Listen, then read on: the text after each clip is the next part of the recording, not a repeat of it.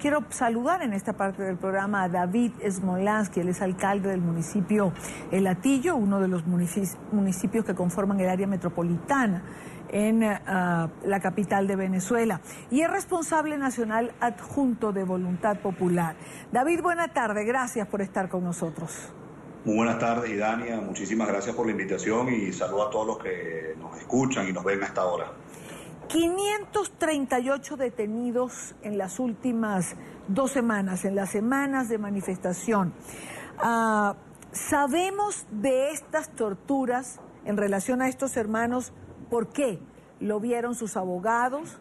¿Hablaron con la familia? ¿Qué nos da esta certeza?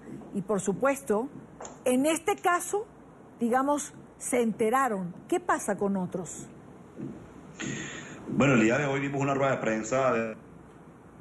Me tocó compartir esa rueda de prensa con el diputado Tomás Guanipa, que fue amenazado el día de ayer con otros 2 diputados de su partido, Primero Justicia, pero como dije en la rueda de prensa y reitero en esta entrevista, si se meten con uno, se meten con todos, porque en Venezuela todo el que piense y se parece de manera distinta tiene un número, lo que varía es cuándo cae la guillotina, y esa guillotina además tiene distintos filos, porque está el filo del encarcelamiento, está el filo del exilio, está el filo de la inhabilitación, está el filo de la persecución, y por eso en estos momentos es muy importante la cohesión y la solidaridad de todos los partidos, de todos los dirigentes que queremos que haya una Venezuela donde prevalezca la democracia. El diputado Tomás Guanipa dijo hoy que pudo hablar con los familiares de los Morocho Sánchez.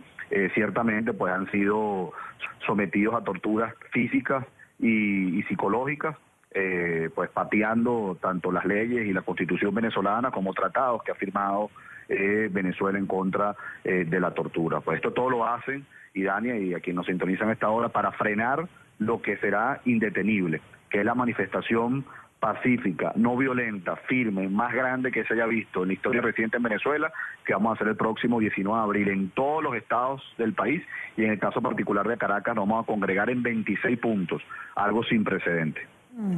Ahora, y ya que hablamos de la manifestación, de la concentración del 19 de abril, como siempre, David, el gobierno ha convocado una concentración paralela y anuncia salir igualmente desde distintos puntos de la capital. ¿Contemplaron ustedes las rutas, los puntos de encuentro, o piensan que el gobierno tiene ya tan poca convocatoria que no será nada al lado de la concentración de la oposición?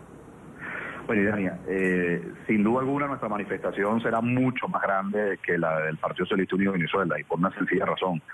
Más del 80% de los venezolanos queremos que Nicolás Maduro deje el Palacio de Miraflores. Nosotros queremos una Venezuela donde haya libertad y no restricciones, donde haya seguridad y no violencia, donde haya oportunidad y no incertidumbre, donde haya justicia y no impunidad, y donde no más nunca se persiga, se encarcele, se amenace, se torture a quien piense y se expresa de manera diferente. Pero más allá de eso, quien está encargado del orden público es Nicolás Maduro. Es Nicolás Maduro el responsable del orden público. Nuestra agenda es pacífica, no violenta.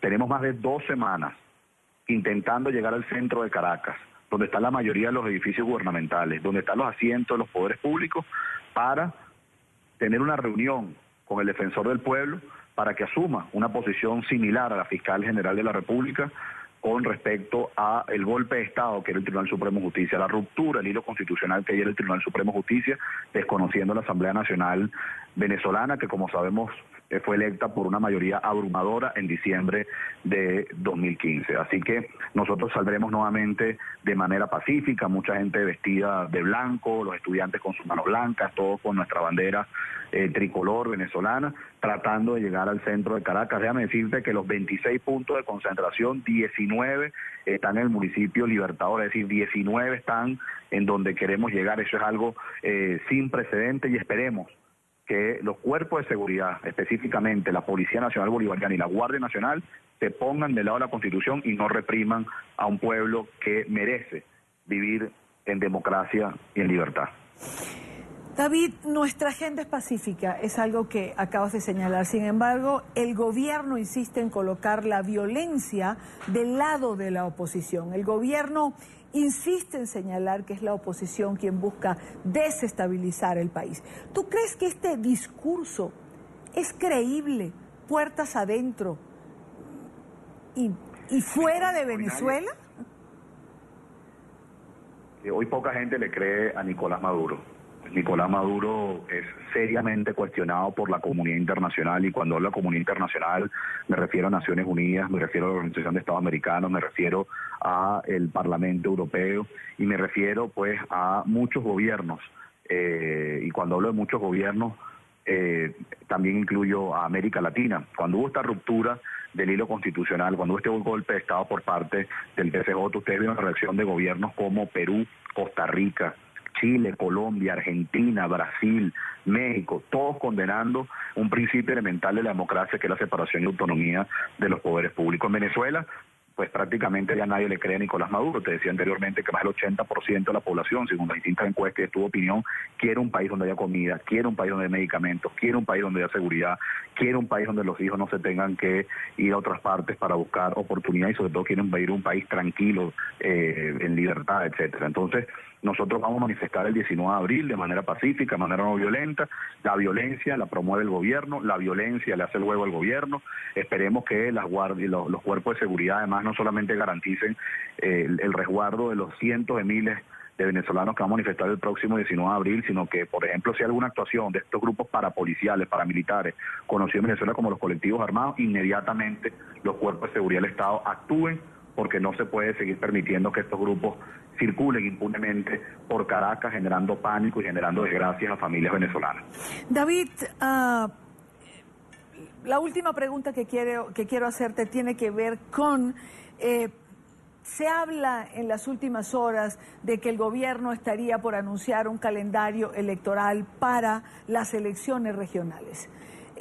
La oposición está amalgamada en lo que son los planteamientos para buscar una salida al aquí y a la hora por la que atraviesa Venezuela.